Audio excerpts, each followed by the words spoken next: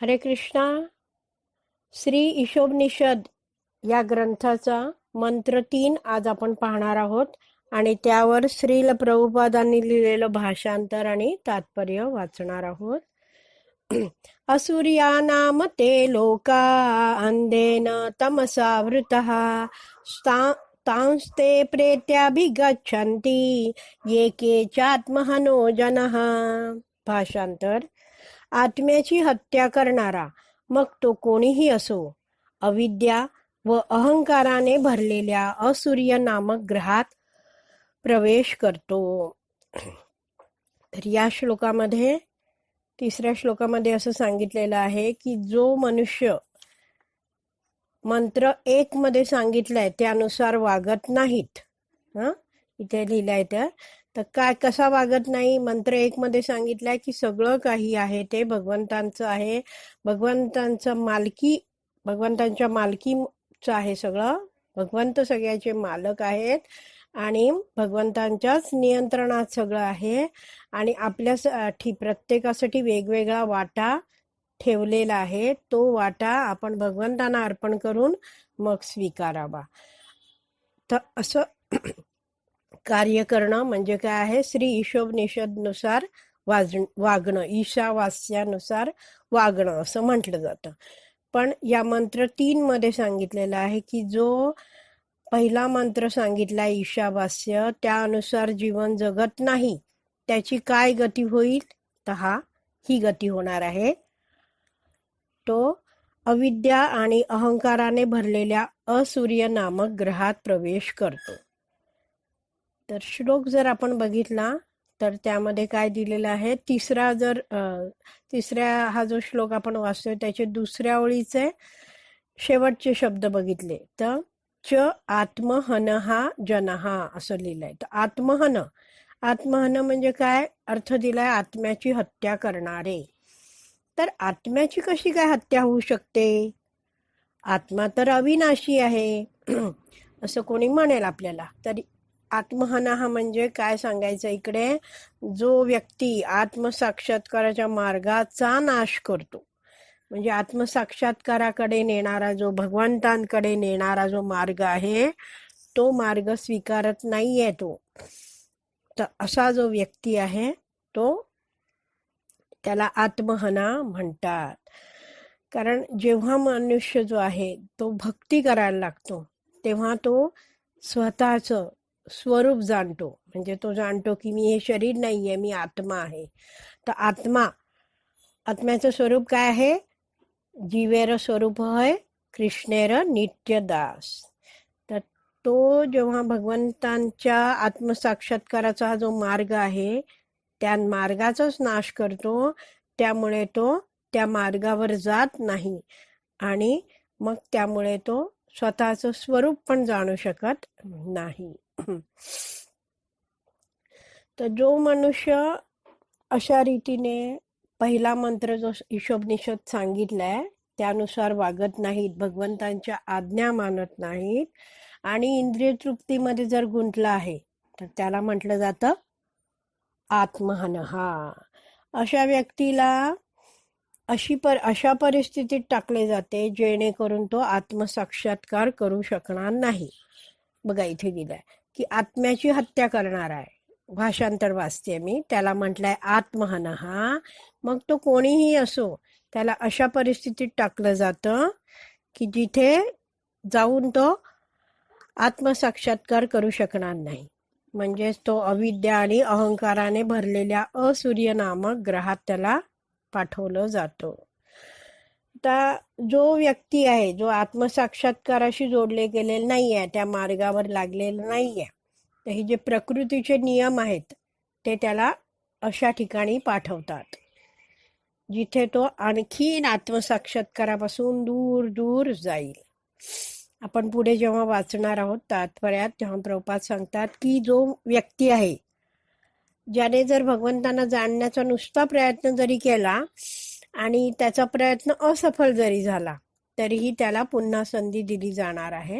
हे भगवद्गीतेच्या श्लोकावरून प्रभुपाद आपल्याला समजावून सांगतात. भगवंत आहेत ते खूपच दयाळू आहेत, अगदी कृपाळू आहेत आणि म्हणून भगवंतांचा जो भक्ती मार्ग आहे भगवंतांकडे नेणारा, त्या मार्गात अगदी थोडा जरी मनुष्याने प्रयत्न केला तरी त्याला निश्चितच मानवजन्म मिळणार आहे. तर तात्पर्य आपण जरा समजून घेऊया.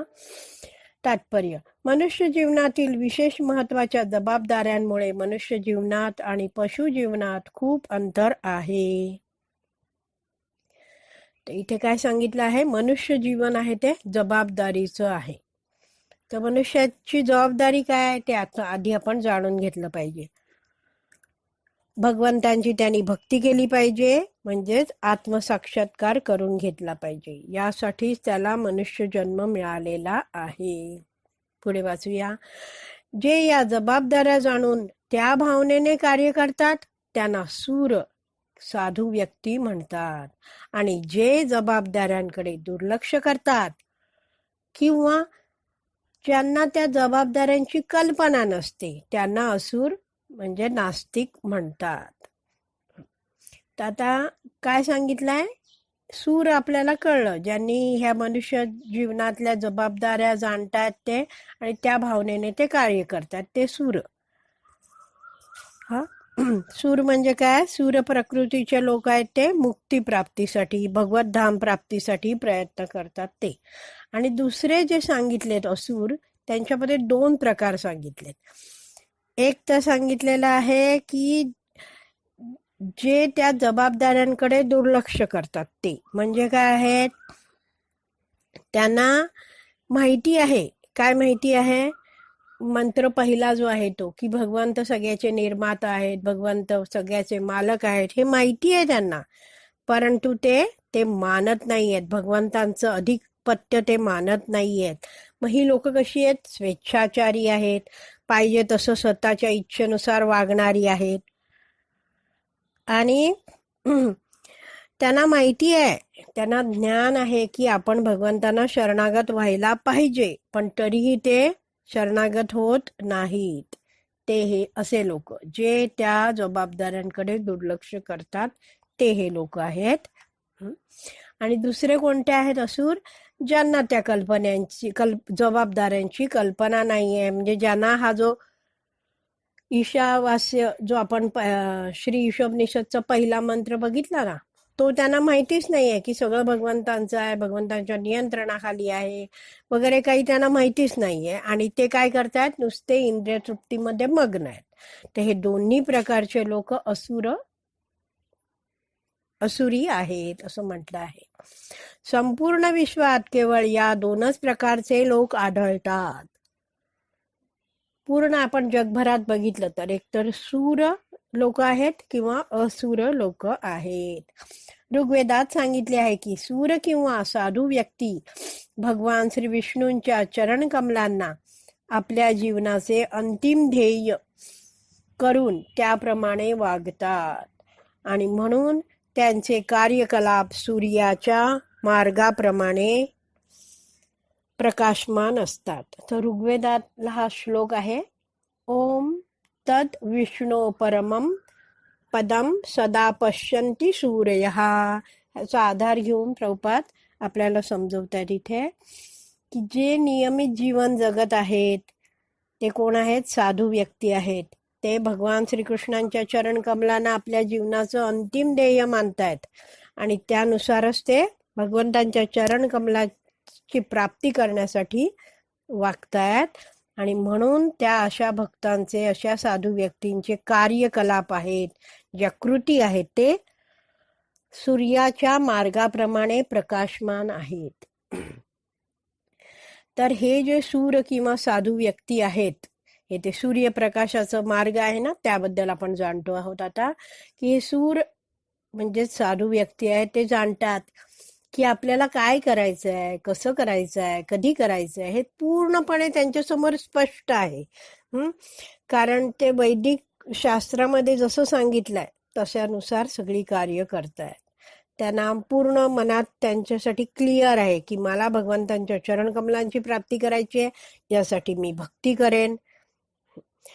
तर आपण सगळेजण आता भक्तीत आहोत.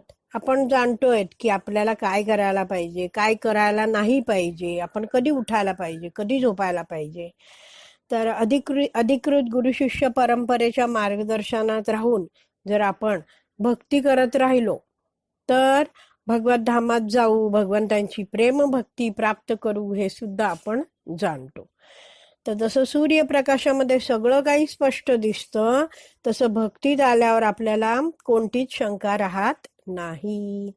अशा तऱ्हेने हे तात्पर्य आहे. पुढे जाऊया, दुसरा पॅरेग्राफ. बुद्धिमान मनुष्यांनी नेहमी लक्षात ठेवले पाहिजे की जीवात्म्याला लाखो वर्षाची उत्क्रांती आणि दीर्घकालीन देहांतरणानंतर मनुष्य शरीर प्राप्त होत असते. म्हणून जाणलं पाहिजे की 84 लक्ष योनीमध्ये फिरल्यावर या मनुष्याला अनेक देह स्वीकारल्यानंतर मनुष्य शरीर प्राप्त होतं. म्हणून ते मनुष्य शरीर आहे ते कसं आहे, अतिशय दुर्लभ आहे. आणि मग पुढे हा जो पॅरेग्राफ आहे त्यामध्ये दिलाय एक तुलना दिलेली आहे सगळी, की संपूर्ण जग आहे ते समुद्राशी तुलना आहे. तर ही सगळी जी तुलना आहे ती श्रीमद भागवतमचा 11वा स्कंद त्यातला 20वा अध्याय त्यातला 17वा श्लोक, त्याचं हे भाषांतर आहे. तर तो श्लोक असा आहे. नृदेहम आद्यम सुलभम सुदुर्लभम प्लवम सुकल्प गुरुकर्णधारम मयानुकूलेन नभस्वतेरितम पुमान भवांधभीम न तरेत स आत्महा. जो आत्महा आहे त्याची व्याख्या यामध्ये दिलेली आहे. तर आधी आपण तात्पर्य वाचूया आणि मग थोडंसं समजून घेण्याचा प्रयत्न करूया. की कधी कधी या भौतिक जगाची तुलना समुद्राशी केली जाते आणि मनुष्य शरीराची तुलना हा जो समुद्र आहे तो पार करण्यास योग्य अशा नौकेशी केली जाते. एवढं आपल्याला कळलं. वैदिक शास्त्रे आणि आचार्य जे साधू संत आहेत त्यांची तुलना कुशल नाविका बरोबर केली जाते. आपली ही जी नाव आहे म्हणजेच बोट आहे, होडी आहे, नौका जी चालली आहे त्याला कर्णधार तर पाहिजे.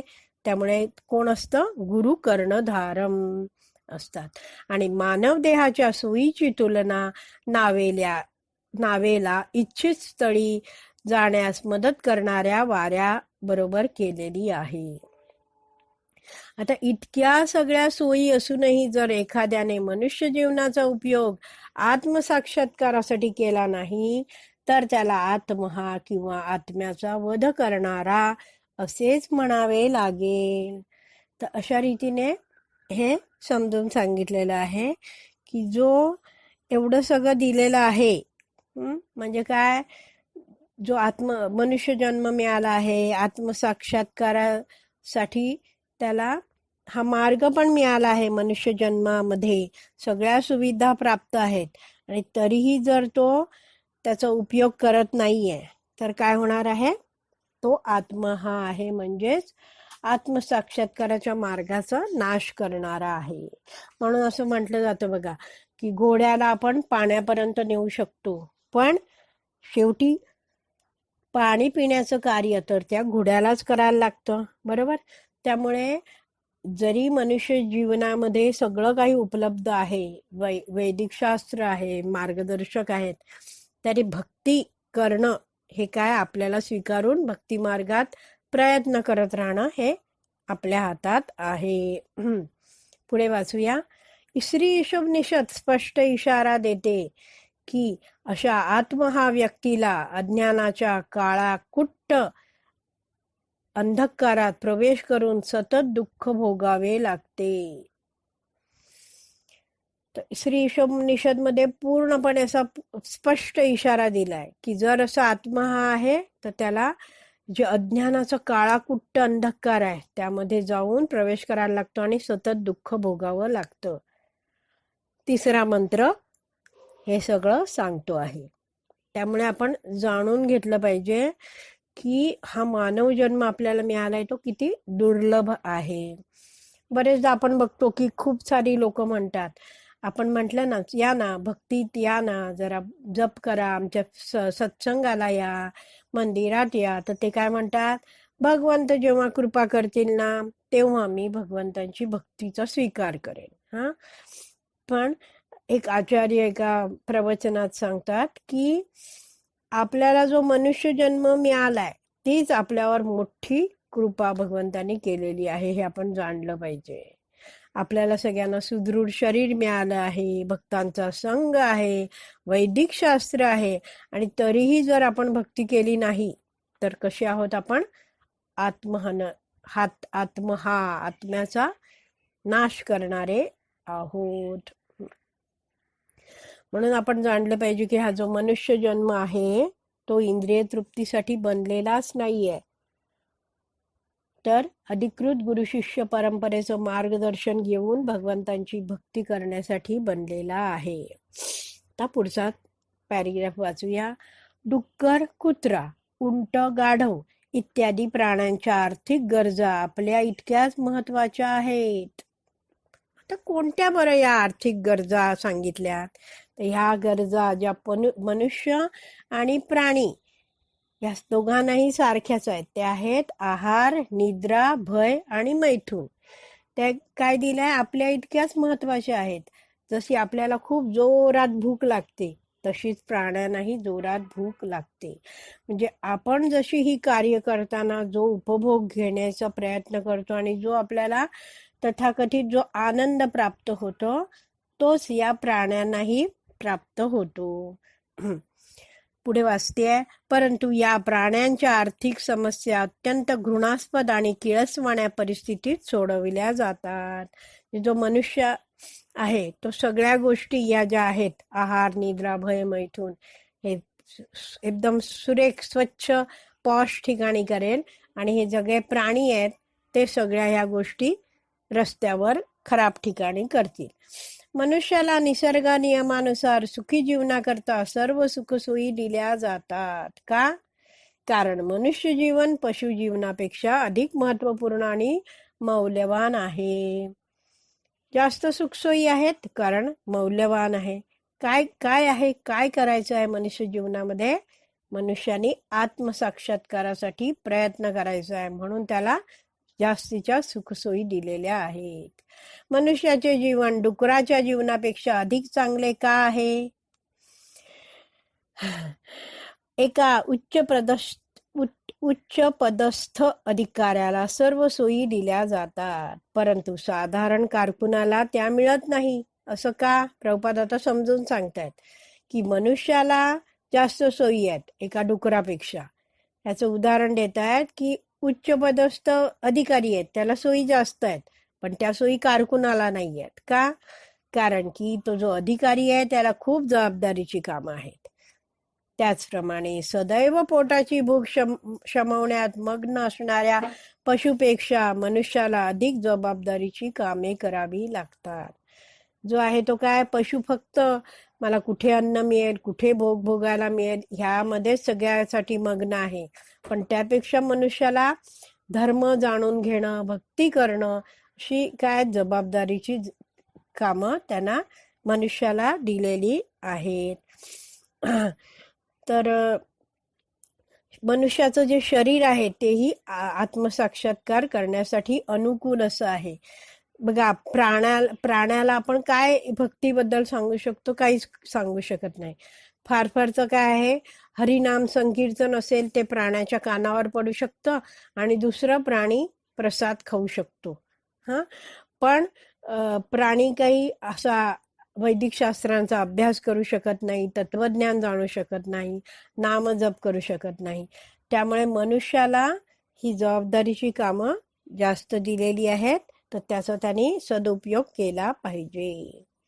पुढे आहे, तरी देखील आधुनिक आत्महा संस्कृतीने केवळ भुकेल्या पोटाच्या समस्या वाढविल्या आहेत. परंतु आता अशी संस्कृती आहे की कशाबद्दल विचार केला जातो? फक्त कशासाठी? पोटासाठी. आम्ही जेव्हा आधुनिक सभ्य माणसाला प्रभुपाद काय म्हणतायत? एक खरा पशुच. का पशु म्हणतायत इथे? प्रभुपादांना काही वाईट म्हणायचं नाहीये. प्रभुपाद म्हणतायत एवढा मनुष्याचा जन्म मिळालाय, पण पशु जसा आहार, निद्रा, भय, मैथून मध्ये अडकलाय तसाच जर हा मानव तेच करतो आहे आणि बाकी काही योग्य असं करायला जात नाहीये, तर तो द्विपाद पशुप्रमाणेच आहेत. तर जेव्हा प्रभुपाद म्हणतायत की आम्ही जेव्हा एखाद्या आधुनिक सभ्य माणसाकडे जातो आणि त्याला त्याच्या व्यवसायाविषयी विचारतो की काय तुम्ही कोणता नोकरी धंदा करता आहेत वगैरे विचारतो, तेव्हा तो माणूस आम्हाला उत्तर देतो की आपल्या केवळ उदरभरणासाठी आपल्याला कार्य करावायचे आहे. त्याचं म्हणणं कसं असतं, हे सगळं मी करतोय ते पापी पेट का सवाल है, त्याच्यासाठी केलं जातं.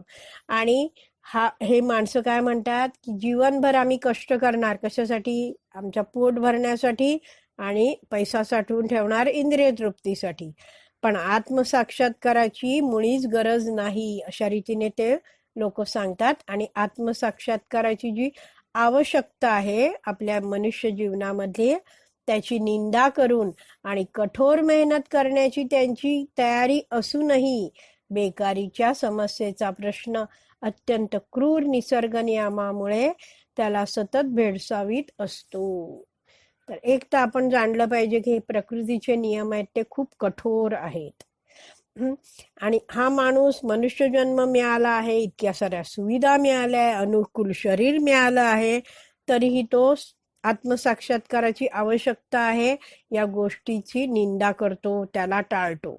शरीरात शक्ती आहे खूप कष्ट करण्याची, तर ते कष्ट तो भक्तीत करू शकतो, पण काय आहे भगवंतांना नाकारल्यामुळे आणि सगळी कष्ट फक्त इंद्रिय भोगाच्या दृष्टीनेच केल्यामुळे हा जे प्रकृतीचे नियम आहेत, निसर्गाचे नियम आहेत, ते त्याला दंडित करतात.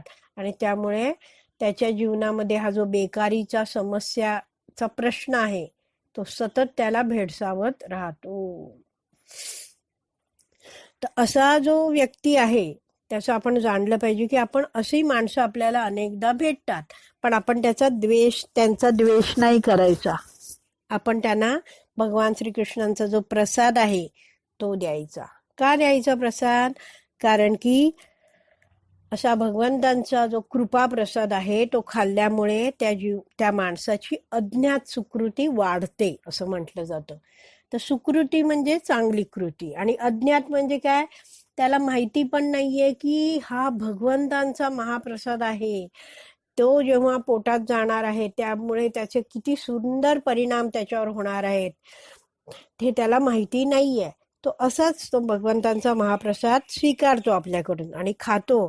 तेव्हा आपण जाणलं पाहिजे की हा जो महाप्रसाद आहे महाप्रसाद खाणं ही चांगली कृती त्याला पुढच्या जीवनामध्ये भगवंतांची जी भक्ती आहे तिकडे ती घेऊन जाणार आहे. आपण बघा कधी कधी बघतो अचानक एखादा माणूस भक्तीत येतो, तर कशामुळे हे येतं? सगळं अज्ञात सुकृतीमुळे असतं. आणि त्यामुळे आपल्याला जमेल तेवढा प्रसाद आपण वितरित केला पाहिजे. आता पुढे वाचूया. हे मनुष्य शरीर आपल्याला गाढव आणि डुक्कर यांच्याप्रमाणे राबण्याकरता नसून जीवनाची परमावधी प्राप्त करण्यासाठी दिलेले आहे. आपण जर आत्मसाक्षात्काराकडे दुर्लक्ष केले तर इच्छा नसूनही निसर्गाचे नियम आपल्याला कठोर परिश्रम करण्यास भाग पाडतील. तर आपण जाणलं पाहिजे की हा मानव देह मिळाला आहे तो कशासाठी आहे? जीवनाची परमावधी म्हणजे काय? जीवनाचं सर्वोच्च ध्येय भगवंतांची भक्ती करणं आणि भगवंतांची प्राप्ती करणं. तर हे ध्येय आहे, नुसतंच हे गाढव आणि डुकरांसारखं राबण्यासाठी नाहीये. केवळ आहार निद्रा भय मैथून यांचाच विचार करणं, त्याची पूर्ती कशी होईल आणखीन चांगल्या रीतीने याचा विचार करण्यामध्ये नाहीये. जर असं केलं, आपण आत्मसाक्षात्काराकडे दुर्लक्ष केलं तर काय होणार आहेत? हे जे नियम आहेत निसर्गाचे ते आपल्याला आणखीन कठोर परिश्रम करायला भाग पाडतात. आपण बरेचदा बघतो बघा की अनेक लोकांना आपण म्हणतो की अरे या ना आमच्या सत्संगला या, तर तो काय माणूस म्हणतो मला वेळ नाही. म्हणजेच त्याचं म्हणणं काय असतं? भगवंतांना जाणण्यासाठी मला आता वेळ नाहीये. तर एक चैतन्य चरितामृत मध्ये श्लोक आहे, कृष्ण भूलिया जीव अनादि बहिर्मुख अतएव माया देय तार संसार दुःख.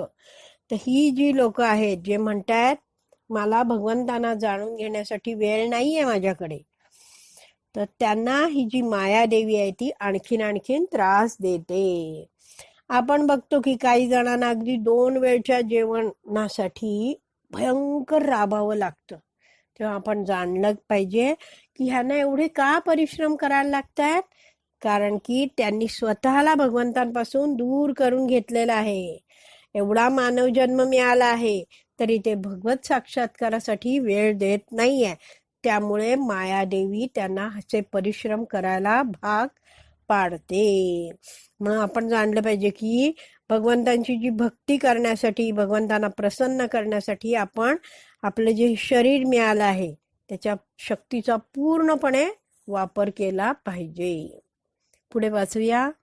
सध्याच्या युगात माणसांना गाढवे आणि ओझेवाहू बैलाप्रमाणे राबावे लागत आहे.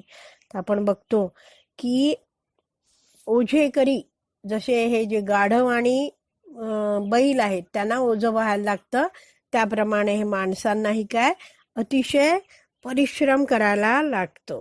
त्यामुळे आपण जेव्हा बघतो की हे भक्त आहेत, ते भक्त जेव्हा अधिकृत गुरु शिष्य परंपरेतील आचार्यांच्या मार्फत आध्यात्मिक ज्ञान घेतात, वैदिक शास्त्र जाणतात, तेव्हा नंतर भक्ती करताना हे भक्त भौतिक गोष्टींमध्ये जास्त अडकून पडत नाहीत, पण आपली जी बुद्धी आहे त्याचा भरपूर वापर करतात आणि भक्तीत प्रगती करण्यासाठी आपली सर्व शक्तीचा वापर करतात. पण जो केवळ भौतिक कार्यातच मग्न राहतो आणि आत्मसाक्षात्कार विषयी काहीच विचार करत नाही, तर काय होणार आहे, त्याची ही जी कार्यमग्नता आहे ना ती त्याला भगवंतांच्या दिशेने काही नेत नाहीये. तर तो मग एवढी कष्ट करतोय कशासाठी? उपभोगाच्या इच्छेने तो सगळी कष्ट करतोय. तर मग हा मंत्र काय सांगतोय, स्वतःसाठीच इंद्रिय भोगासाठीच तो परिश्रम करत राहिला तर काय होणार आहे, तो नरकाच्या दिशेला त्याचं जाणं होणार आहे. पुढे वाचूया. असुरांना श्रम करण्याकरता पाठवण्यात येणाऱ्या ठिकाणाची माहिती श्री शोभनिषदातील या 3ऱ्या मंत्रात दिलेली आहे. मानवी कर्तव्य करण्यात असफल ठरलेल्या मनुष्याला असूर्य नामक ग्रहांवर जन्म घ्यावा लागतो आणि नीच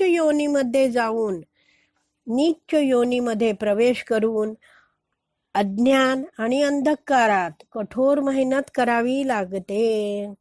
तर अशा तऱ्हेने काय आहे, त्याला खालच्या योनीत पाठवलं जातं. म्हणजे काय, पशु योनी मिळते, कधी त्याला नंतर नरकात जावं लागतं. तर ह्याचं सगळं वर्णन 16व्या अध्यायात आहे. तर पुढचा जो पॅरेग्राफ वाचणार आहोत आपण, त्याच्या अर्ध्या भागानंतरचं म्हणजे शेवटी प्रभुपाद या विषयाला परत स्पर्श करतायत, तर तेव्हा आपण वाचूया ते डिटेलमध्ये. तर त्याआधी पुढचं पॅरेग्राफ वाचूया. भगवद्गीतेत 6.41 ते 43 यामध्ये म्हटले आहे की जर एखाद्याने आत्मसाक्षात्कारकरिता खूप प्रयत्न केले पण तो यशस्वी होऊ शकला नाहीये,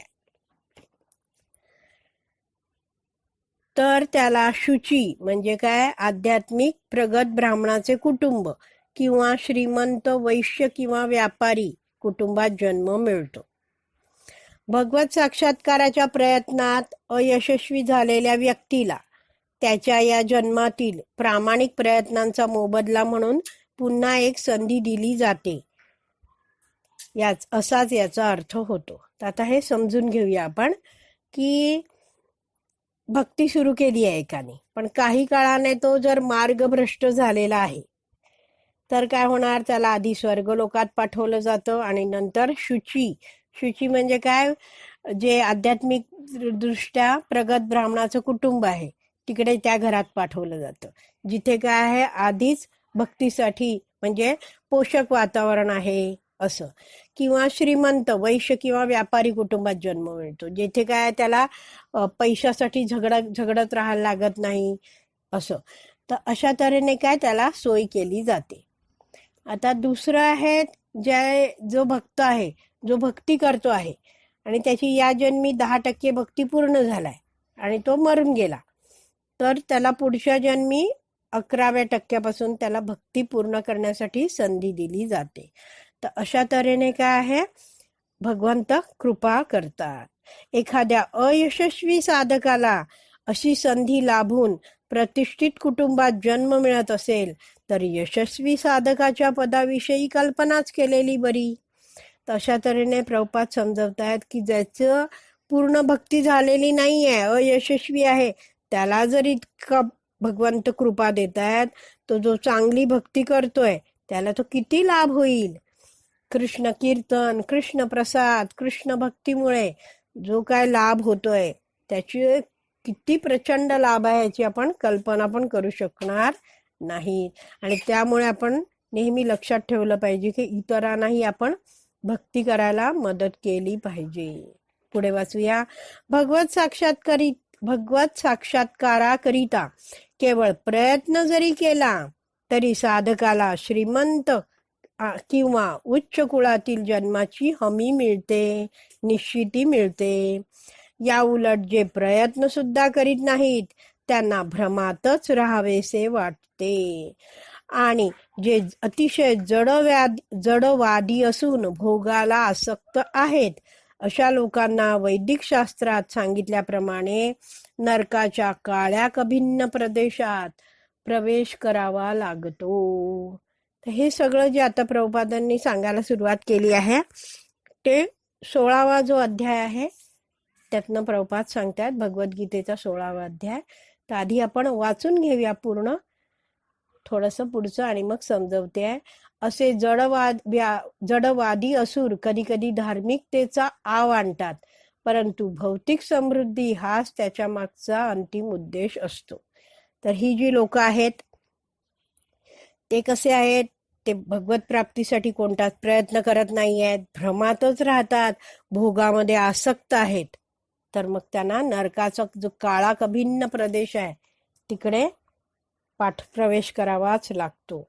आणि हे जे धार्मिकतेचा आव आणणारे आहेत, धार्मिकतेचा आव आणणारे लोक म्हणजे कसे आहेत, कपटी लोक आहेत. जे ते कपटी लोक काय करतात,